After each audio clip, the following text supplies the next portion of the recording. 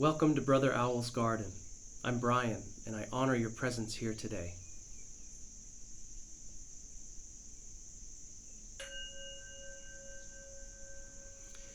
Clarity, lucidity, presence, discernment, flow. These are things that we all yearn for and that are all possible within us, present within us, if we can simply return to them, return to those qualities and those states of being that are within us.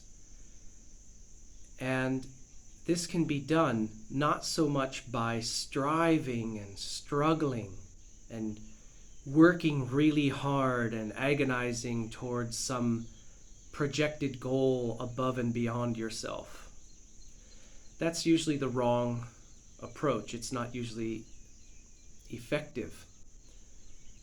But rather, I find in my own experience, and you may share the same insight, that rather it's a process of releasing and letting go of, letting yourself be free from things that limit and hinder and confuse and thwart and burden you. Anything that gets in your way from being in that state as often and perpetually as possible. Let's call this whole topic getting out of your own way, because in most cases it is ourselves, meaning things that we are doing or holding on to within ourselves that are exactly what are the things getting in our way. So we'll call that getting out of your own way. And it was only a few years ago, very recently, that the whole notion or concept of, wow, I really need to get out of my own way, became very conscious and prescient to me, in the forefront of my awareness. And what that means is I had lived so much of my life in unawareness of the fact that it was me who was in my own way more than any other thing, any other situation, event, occurrence, condition, etc., etc. It was me. I was in my own way. I still get in my own way all the time. So do you, because we all do. So let's shed a little bit of divine light on what we mean by getting out of our own way. Well, you may think of some other or additional ways that refer to this, but I'm going to bring up, 1, 2, 3, 4, 5. I'm going to bring up 5 aspects of manners in which we tend to be in our own way and how we need to get out of our own way. So the first one is resistance. And what I can tell you from resistance, being an absolute expert on it, it would be nice to be an expert in other things, but that's one of the things I can claim. Yep, expert level resistance. What do I mean?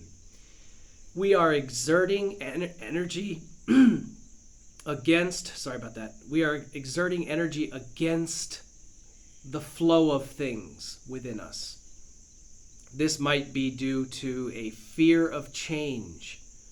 I'm just afraid to change myself or my experience of life as I have been experiencing it. I don't know what's going to happen. Who will I be if I'm not that way that I've always been, which is wearing me out? But who would I be if I wasn't that? I'm afraid of it. Or what would life be if that weren't in my way anymore? I'm afraid to even think of what I might actually become or realize that I am. Maybe you're afraid of your own power. Maybe you're afraid of what it would be to live fully in the power that resides within you and the power that you have access to. So we'll call all of this fear of change for whatever reasons. Connected to that, you may also be literally afraid of liberation or success, in the same sense of, it's not familiar to me. I haven't been being that way. Even though that sounds wonderful, it's something new and unfamiliar to me, therefore I resist it. There's no logic in this. This is all emotion and conditioning response, but it's a reality for a lot of us. The second or another part of resistance is what we'll call secondary gain. What that means is I'm getting some benefit for myself or some perceived benefit from being this way. For me to hold on to this whatever level of dysfunction or less than, I'm actually getting something from it. Let me give you the first example that comes to my mind. Oh, well, if I have successfully portrayed myself as a victim to everybody, and that has been successfully garnering sympathy and pity and sometimes assistance and help from other people, and let's just say attention, even if it's negative. If I'm getting something from being this dysfunctional way and I don't want to let go of that secondary gain, that's what we're talking about. And of course, it's indefensible. But we're not dealing with logic, we're dealing with feelings and emotion in that level, and I want you to feel sorrier for me. If I don't have this tremendous calamity attached to me, this pitiful situation, I won't get any more attention from people, and I need that. I live on that, This is very dysfunctional and not a sign of wellness, but it could be a reality for many of us. Another point worth mentioning connected to resistance is that resistance is the most energy depleting, exhausting, bankrupting kind of thing that we can endure. It absolutely depletes all of our energy. Resistance is extremely taxing.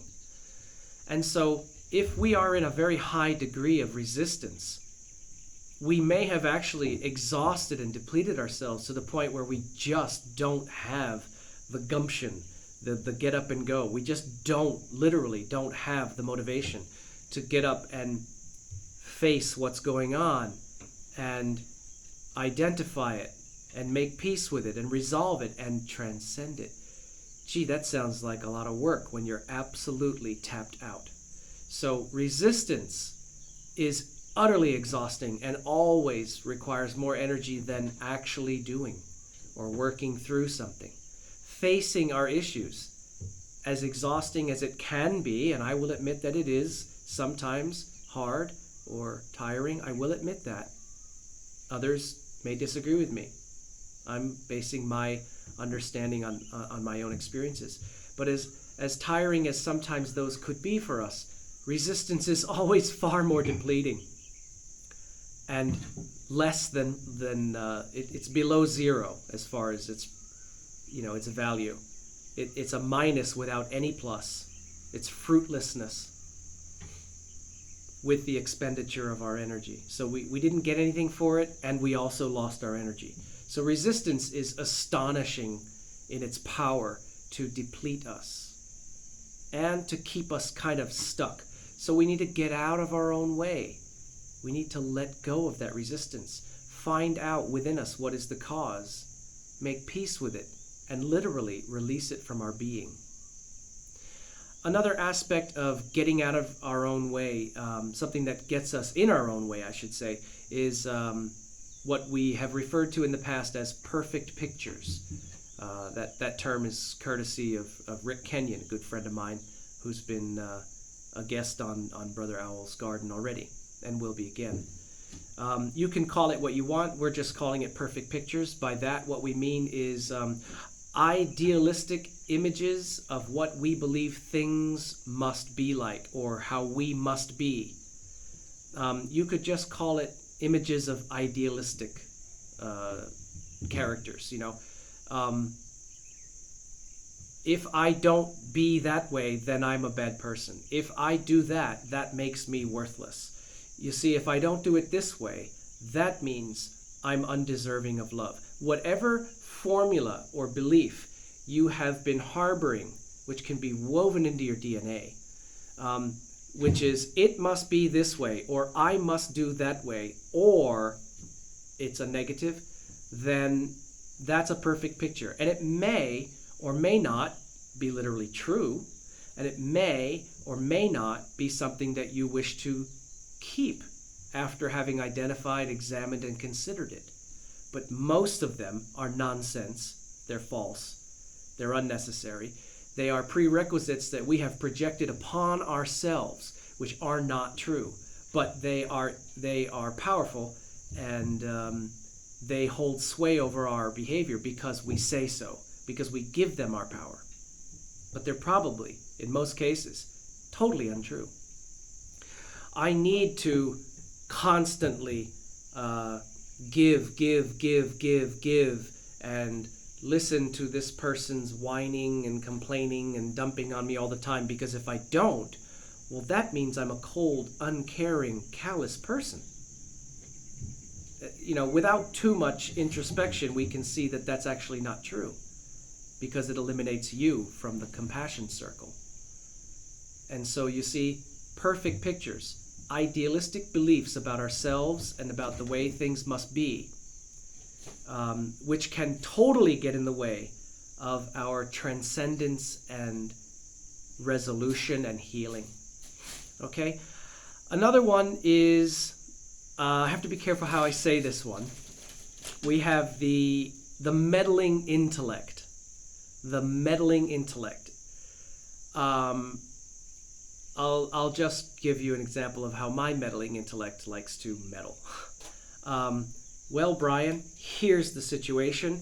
It's quite simply revealed to you. It has unfolded, and there it is. And all you need to do is let yourself be free of it. Let it go, which really means let yourself go from it. And it's that simple. And then the meddling intellect will kick in as a kind of a consultant, a busybody consultant. And it will say, oh, no, let's hang on a second. Of course, it can't be that simple. Because if it's that simple, that means it's missing something. It's incomplete, and therefore it would be ineffective, and therefore it's moot. No, this needs to be very, very complicated and very heavy, and preferably very difficult, with some sort of a great cost exacted from you in order to work your way through it. Then it's legitimate. Then it's valid. Then you've earned it. Does that resonate with anyone besides me? That's the meddling intellect. The Buddhists talk about the monkey mind. When you're trying to meditate, well, of course you don't try to meditate, you let go of things in meditation. But they talk about the monkey mind, which is, the meddling intellect. There's constantly this barrage of thoughts, and hey. It's like Stewie on Family Guy when he was mummy, mum, mummy, mother, mum. Your thoughts come in like that, and they just don't want to let you go. Well, I have a gorilla mind. Forget monkey. So my gorilla mind can beat up your monkey mind, believe me. I struggle with this. And I have a nickname for my mind, which I say lovingly and jokingly, and I actually cannot say, I will not say the word, but I'll let you know what it is. The nickname that I have for my mind, when it's really brutal and meddling and interfering and relentlessly so, I call it the Vortex of Duckery. It rhymes with duckery, but it's not duckery. So when my mind gets crazy, like my two cats who are running around here like pinballs right now, I call that the Vortex of, it rhymes with duckery. And I say that with affection and some humor. So the meddling intellect it could even be the biggest reason of all. You can sense on a soul level, you can sense within you what an issue is and what needs to be done to address it and resolve it. But then the intellect steps in. I used to be in the wedding industry, so for me that would be that busybody wedding planner with a clipboard and an earpiece and a pencil going around interfering and disrupting with every single aspect of the program unfolding. Sorry if there's any wedding planners out there, but that was my experience. So it's a busybody, and it's a tremendous interference. The other one, which I'm also personally pretty good at this, and it's something that I've brought to consciousness, brought into the light of awareness fairly recently, and I'm not quite done working on this, but it's I'm just letting you know that it's something that I'm dealing with right now. All of us have, let's just call them, we have these issues. And what do you do when you realize that you have very strong issues about having issues? It's like it leads to beating yourself up for beating yourself up.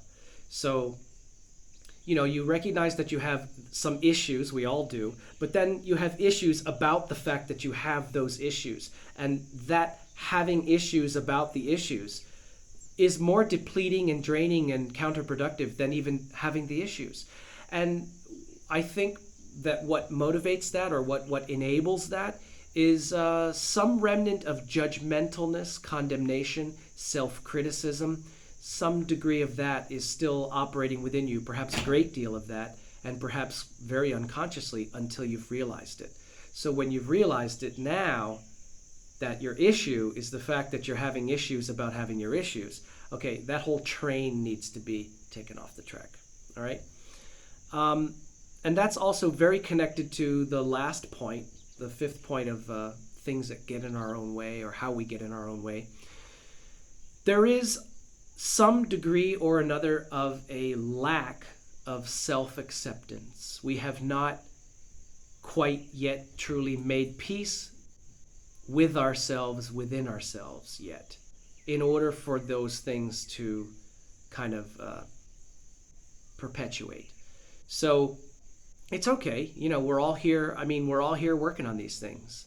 If you've mastered everything, you're not here unless you're a bodhisattva, or a Christ, or a Buddha, or so we're here to work on these things.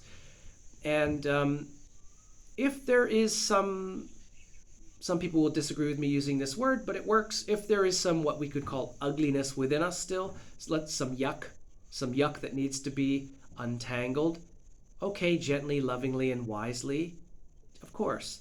But if there's some junk in us that needs to be untangled, conditioning, counterproductive beliefs, harmful self-identification, things like that, some detrimental conditioning we received from parents or society or religion or culture or government or wherever it came from, that got impressed upon us, that does not serve us in a beneficial way, well, we can't judge ourselves or have self-resentment for those things having occurred, or for having us allowed ourselves to bring those things in, or having not noticed consciously that they were there until this point in our life. Whatever.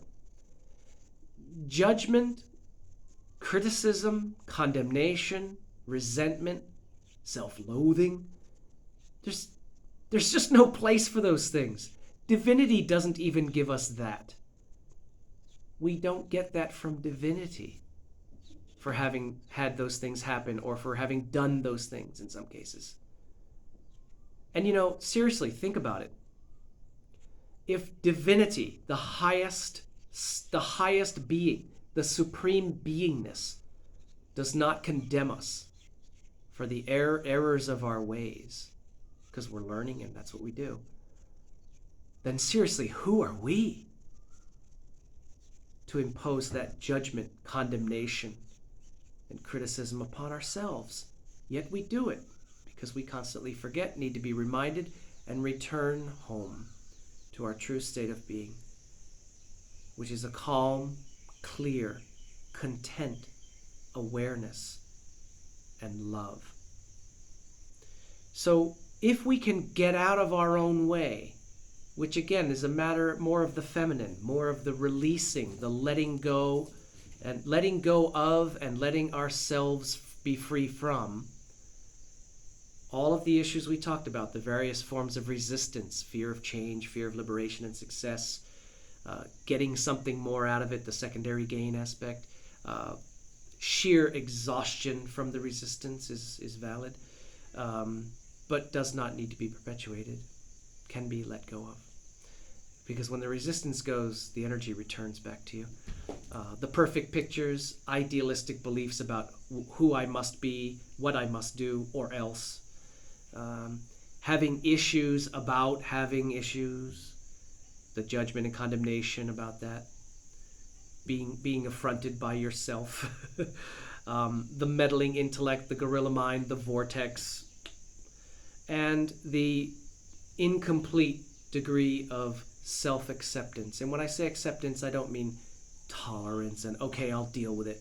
I mean loving who you are, truly loving who you are as you are. Not just acceptance. That's a little weaker than I'd like to say. We talked about that in other episodes. Tolerance is the lowest, and then acceptance is above that, and then welcoming is above that, and then loving is above that. Love who you are as you are.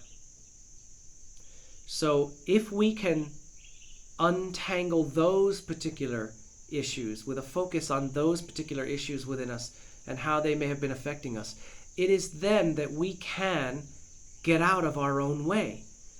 Now, get out of our own way from what? For what reason? Getting out of our own way so that what can happen? Resolution,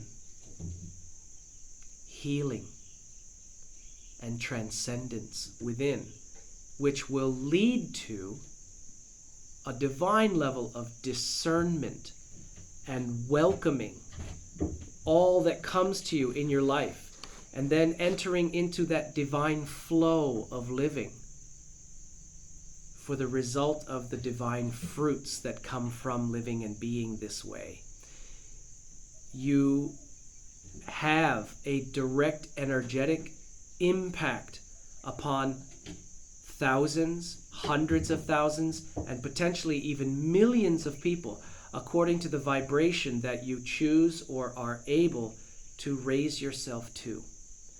So untangling all of these knots and such help you to return like a balloon that had been weighed down by so many sandbags, and all of those issues we mentioned are like the sandbags. Well, cut them off, drop them one by one. Just let go of them without judging yourself for having had them or judging life as terrible for having placed them upon you. They're teachers. You're learning through the burdensome way how to return to the enlightening way. And only through direct personal experience do we learn. So cut those sandbags and let them drop. Be done with them. And what happens to you?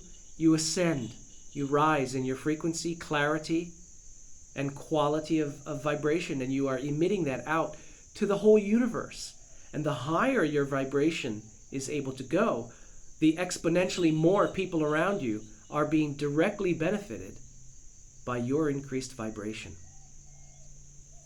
So, my friends, when it comes to these issues in life, indeed, may we all master the art of getting out of our own way.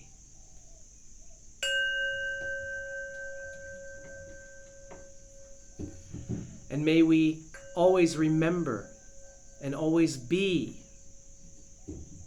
the sovereign, individuated emanations of divinity from which we have arisen.